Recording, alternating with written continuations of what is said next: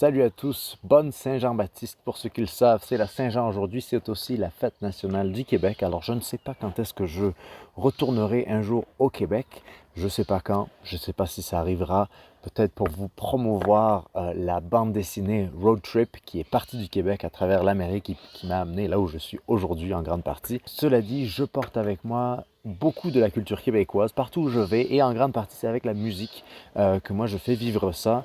Et donc, je voulais vous souhaiter une bonne Saint-Jean en accordéon.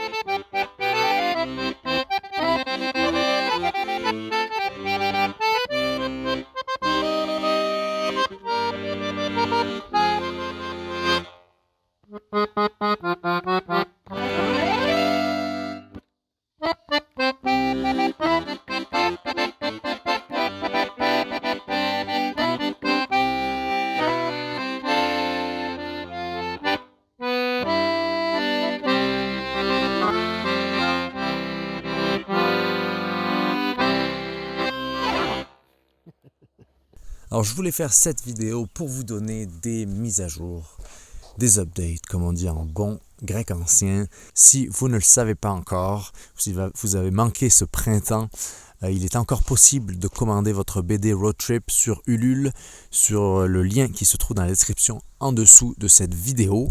Alors Road Trip, ça a commencé au printemps et je remercie vraiment beaucoup tous ceux qui ont été là quand j'en ai eu besoin, c'est-à-dire ce mois-ci, le mois dernier, le mois d'avant plutôt, qui ont tous contribué vraiment de manière très généreuse. Je suis extrêmement touché par ce qui est arrivé avec ce projet-là et ça nous a permis, avec la dessinatrice avec laquelle je travaille, Noémie, qui se trouve au Japon, qui est une van lifeuse aussi au Japon, on parlera de ça dans une autre vidéo, on lui demandera comment c'est de voyager en van au Japon.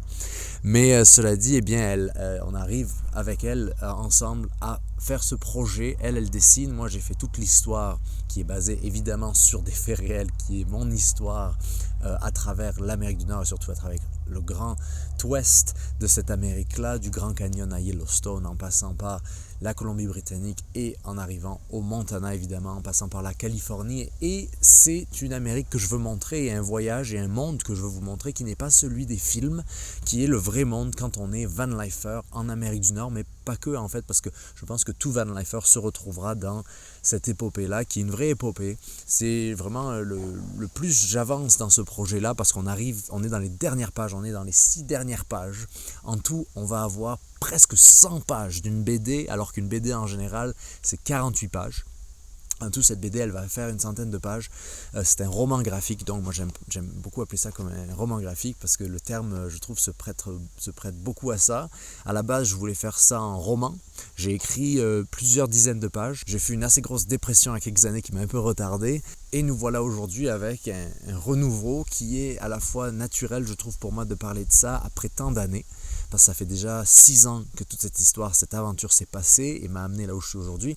Mais je crois que dans cette aventure, c'est pas que je crois, c'est que je suis sûr, il y a tellement de leçons que je veux partager avec vous. C'est un peu le tome 2, si on veut, du livre Ma vie en van que vous connaissez sûrement. Je crois que c'est une des plus belles œuvres, si ce n'est la plus belle œuvre des éditions Ma vie en van, alors qu'il y a un peu de vent, je ne sais pas si vous m'entendez. C'est une des plus belles œuvres et surtout beaucoup de travail. Ça aura pris un gros travail d'équipe et on y arrive. Et donc il y a encore quelques planches à faire et on a à peu près une centaine de pages. Bon, évidemment, cette centaine de pages, elle inclut des annexes où je raconte un peu plus en détaillé. J'ai plein de petites notes sur le voyage en soi, sur des aspects un peu plus techniques, un peu plus factuels.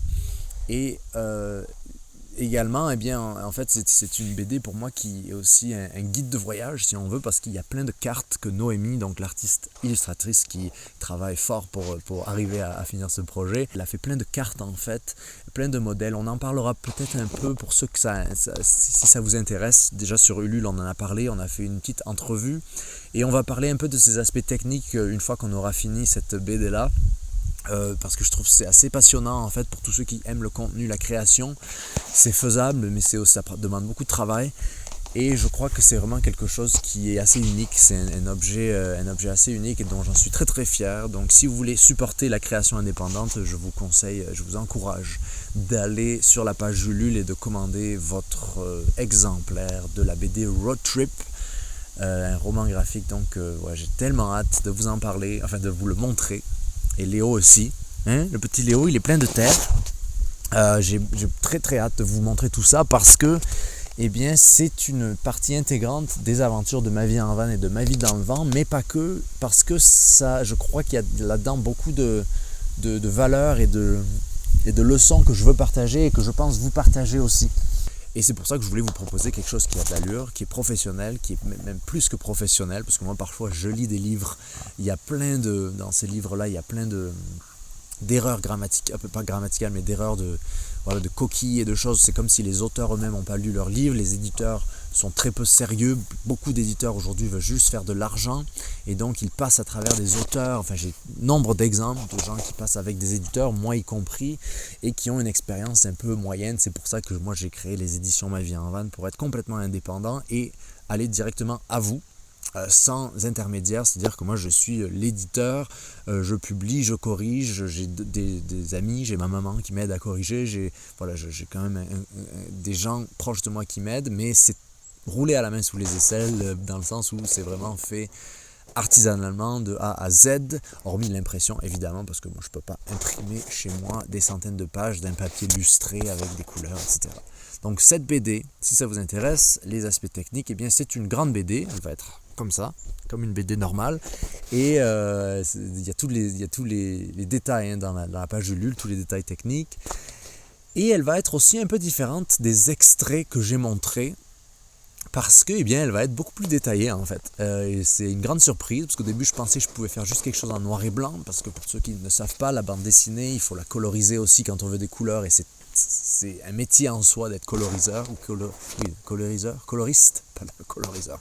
Coloriste, c'est un métier en soi, et c'est pour ça que je suis assez surpris, enfin pas surpris, mais agréablement surpris, oui, qu'on ait pu faire un produit qui est, je crois, si vous aimez les BD du genre L'Arabe du futur de Riyad Sattouf, ça a été une grande inspiration. Ben, c'est comme ça, mais encore plus détaillé. Je trouve que Noémie, la dessinatrice de cette aventure, elle a un talent extrêmement poussé pour travailler sur des planches qui sont détaillées, avec une couleur par saison. Donc c'est ça, j'ai pas pu faire non plus de la couleur partout comme un Tintin, parce que c'est un degré différent d'investissement et de temps de coloriser. Ça prendrait limite une autre année pour préparer tout ça, mais il y a quand même des couleurs, et ce que j'aime beaucoup, c'est que chaque couleur donne le ton de la région où j'étais, de l'état mental aussi, et des saisons. Donc dans le Colorado, dans le Grand Canyon, en Californie, en Oregon, au Montana, chacun de ces chapitres, il y a 10 chapitres en tout, des histoires, des leçons, des enseignements qui m'ont été partagés par des gens et que je vous partage, et je vous partage un peu leur intimité aussi. Et c'était ça le but de ce roman graphique, c'était partager des choses que je n'ai pas pu partager en vidéo. Et c'est mettre en vie, rendre des photos, rendre des impressions, rendre des émotions, les rendre vraies et vous les partager, parce qu'il y a beaucoup à apprendre de ça, et notamment une vision de l'Amérique qui n'est pas, qui est très universelle finalement, et qui se rapproche de nous, notre réalité un peu partout, peu importe où on vit dans ce monde d'aujourd'hui. Je cite souvent les vraies richesses de Jean Giono. C'est pour moi très important ce terme-là, et tout ce qu'il englobe, ce sont les vraies richesses. C'est la vraie intelligence simple de la vie proche de la Terre, du voyage proche de la Terre, de l'authenticité, et c'est ça qui se retrouve dans ce livre et que j'espère Vous trouverez aussi, je suis sûr que vous trouverez ça aussi et que j'ai vraiment hâte de vous partager ça.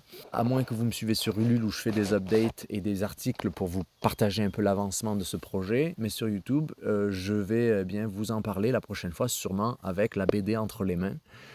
Et si vous aussi vous voulez avoir la BD entre les mains, eh bien rendez-vous sur le Ulule. Donc merci de m'avoir écouté, merci de m'avoir supporté. Tous ceux qui ont fait partie des lives, on va faire un autre live dans pas longtemps je pense, mais tous ceux qui ont fait partie des lives, qui ont soutenu le projet, on est arrivé d'abord à 100 personnes, ensuite à 200 personnes, aujourd'hui on est proche de 300 je crois.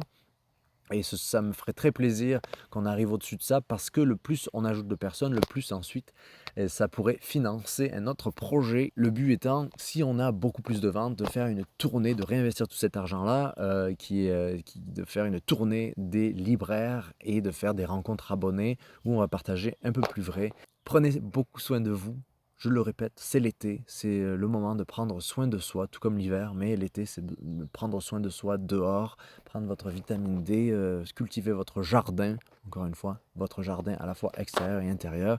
Donc sur ce, merci à tous et à très très vite. Ciao.